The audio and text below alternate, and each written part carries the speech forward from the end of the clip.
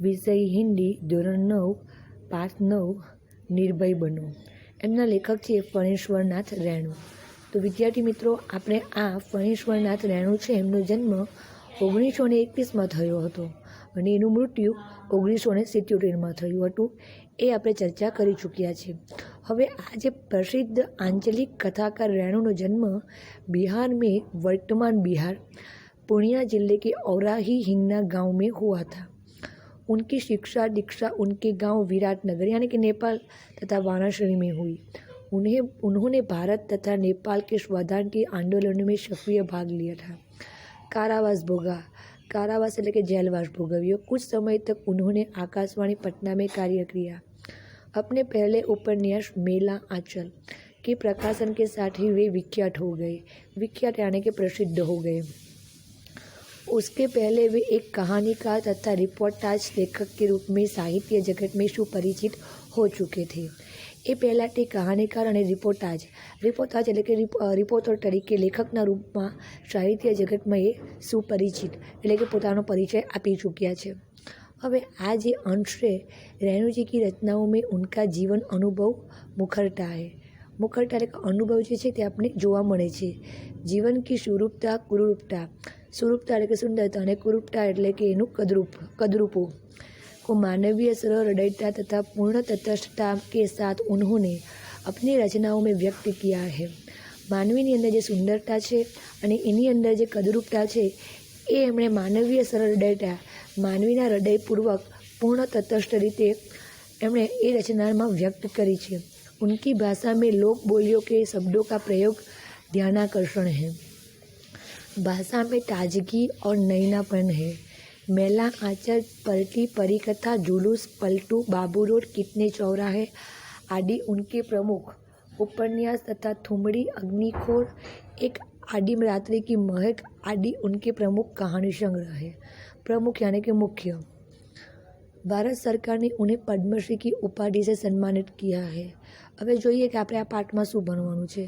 તો यह अंश उनके उपन्यास कितने चौराहे के 7वें प्रकरण से लिया गया है।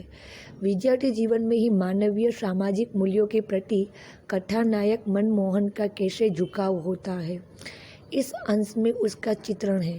शिक्षक इस पाठ में निर्भयता के गुण का विकास करने का प्रयास करेगा। तो आज ये पाठ है एમાં निर्भयता बहुत बड़ा गुण है। बचपन से ही इस गुण का विकास होना चाहिए।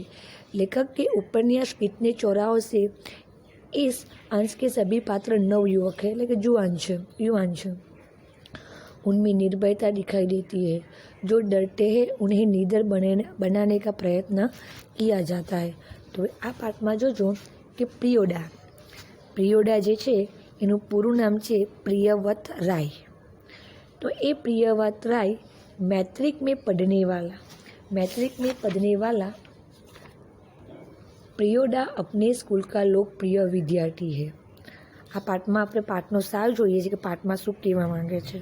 તો એ જે પ્રિયવ્રત એટલે કે પ્રિયોડા એ मैट्रिक में पढ़ने वाला, मैट्रिक यानी कि 10મા ધોરણમાં ભણવાવાળું, अपने स्कूल का लोकप्रिय विद्यार्थी है। स्कूल में एकदम पॉप्युलर होय एवो विद्यार्थी है। विद्यार्थी और शिक्षक सभी उसे प्यार करते हैं। क्लासना दरेक विद्यार्थीओ और शिक्षकों ये बदा जेने प्रेम करे छे। वह हर रविवार को सुबह सन्यासी आश्रम के लिए घर घर जाकर एक एक मुट्ठी अनाज मांगता है। ये रविवारे सवारे एक सन्यासी आश्रम है, ये सन्यासी आश्रम में दान करवा माटे घरे घरे जाए छे अने एक एक मुट्ठी अनाज मांगे छे। ए अनाज मांगीने सन्यासी आश्रम जे होय छे एमां दान करे छे।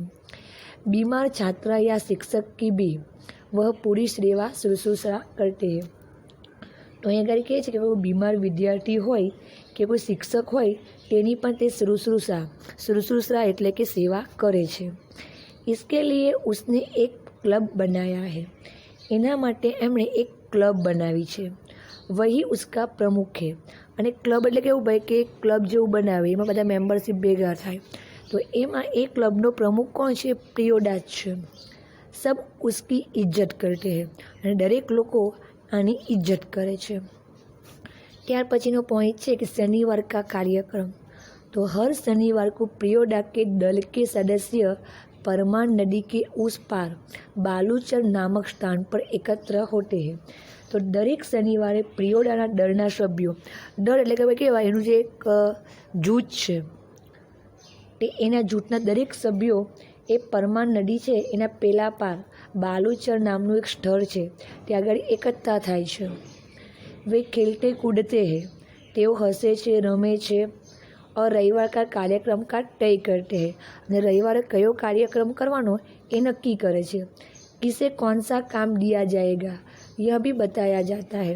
હવે કઈ વ્યક્તિને કયું કામ આપવું જોઈએ એ બધી જાણકારી પણ તે જ દિવસે આપવામાં આવે છે।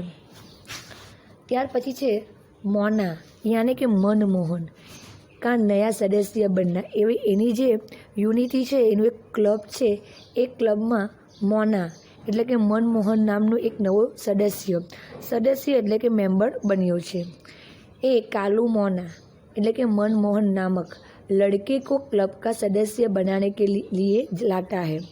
એ કાળુ હોય છે, એ કાળુ મોના નામના છોકરાને ક્લબનો સદસ્ય બનાવવા માટે લઈ આવે છે।